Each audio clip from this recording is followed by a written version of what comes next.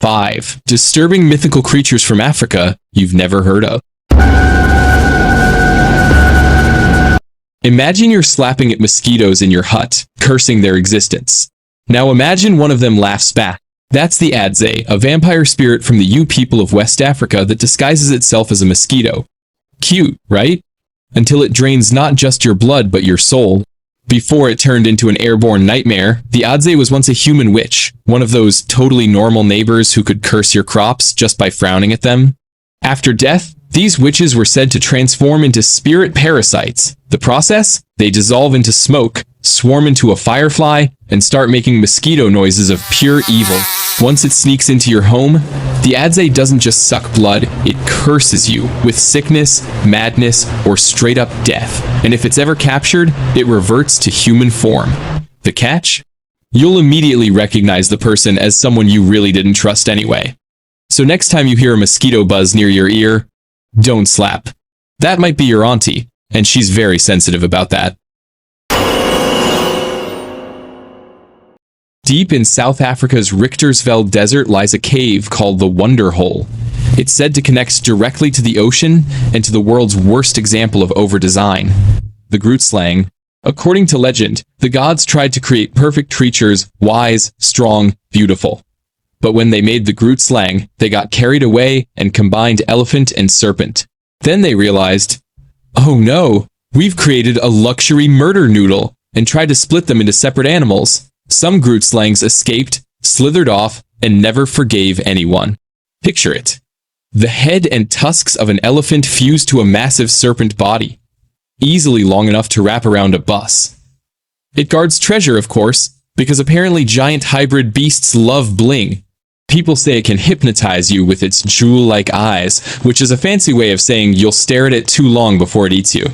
Moral of the story? The gods make mistakes too. Ours just happened to eat explorers.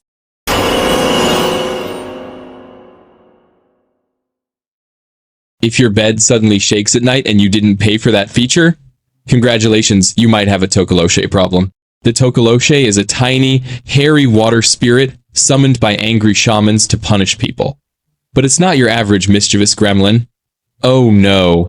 This little greased-up chaos machine has a love for biting toes, strangling sleepers, and sometimes more unspeakable night activities. The origin?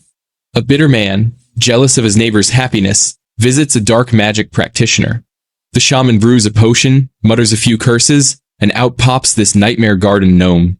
The Tokoloshe drinks from foul water, grows sharp teeth, and becomes invisible, except to children and dogs. Because of course the only witnesses are the ones no one believes. People in some regions still raise their beds on bricks to stop Tokoloshes from reaching them at night. So yes, your interior design might just be a monster prevention system. IKEA could never.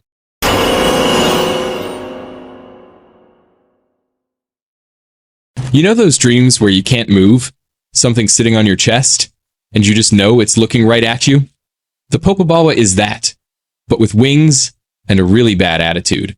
The legend began on the Tanzanian island of Pemba. A man once tried to control a djinn because nothing ever goes wrong when humans do that. The spirit escaped, took revenge, and began visiting sleeping villagers at night as a shape-shifting shadow with bat wings and glowing red eyes. Its method? Terrorize you so badly you can't scream, then vanish by morning. But here's the best part. The Popobawa doesn't just want you scared, it wants you to talk about it. If you don't tell everyone what happened, it promises to come back for round 2. Basically, it's a demonic PR agent that feeds on gossip. During outbreaks of panic, entire villages would sleep outside in groups, chanting, telling stories, and pretending not to be terrified. Lesson learned. When your worst nightmare demands publicity, you give it a press conference.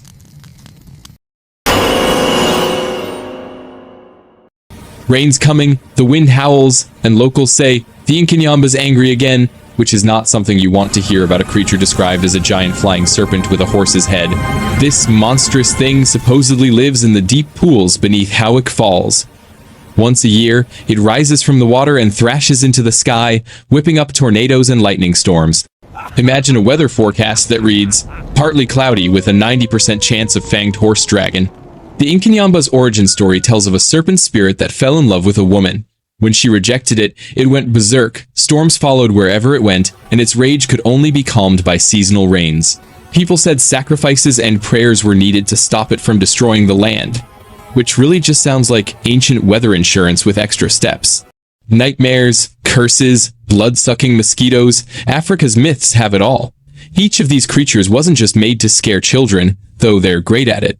They were warnings about greed, envy, temptation, and, apparently, the dangers of sleeping on the floor. So, which one freaked you out the most? The mosquito that drains your soul, the goblin that steals your sleep, or the flying snake that hates being single? As always, thank you very much for watching. My name is Dark Myths, and I am really smart. Until next time, farewell.